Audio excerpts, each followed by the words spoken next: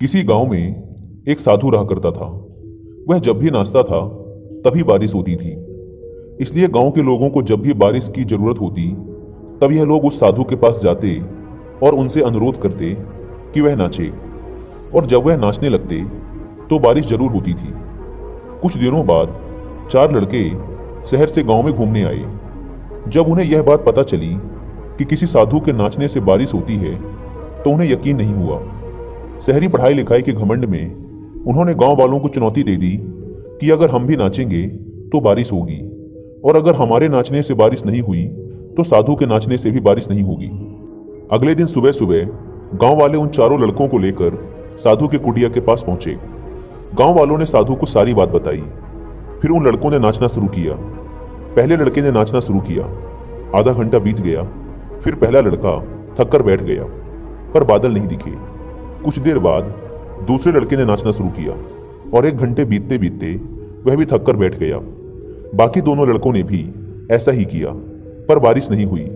अब साधु की बारी थी। उसने नाचना शुरू किया। 1 घंटा बीत गया, पर बारिश नहीं हुई। साधु फिर भी नहीं रुका, वह नाचता ही रहा। नाचते नाचते 2 घंटे बीत गए, पर बारिश नहीं हुई। 4 घंटे बीत गए, पर बारिश नहीं हुई। लेकिन साधु तो रुकने का नाम ही नहीं ले रहा था।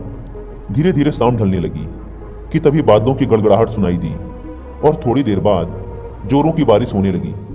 यह देखकर चारों लड़के दंग रह गए और तुरंत साधु से क्षमा मांगी। फिर चारों लड़कों ने साधु से पूछा, बाबा, भला ऐसा क्यों कि हमारे नाचने से बारिश नहीं हुई और आपके नाचने से बारिश हो गई? साधु ने उत्तर दिया, जब मैं नाचता हूं तो 2 बातों का ध्यान रखता हूं।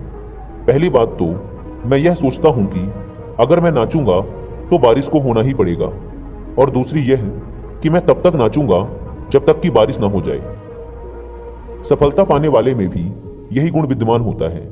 वे जिस काम को भी करते हैं उसमें उन्हें सफल होने का पूरा भरोसा होता है, और वह तब तक उस काम को करते हैं जब तक कि उसमें सफल ना हो जाए।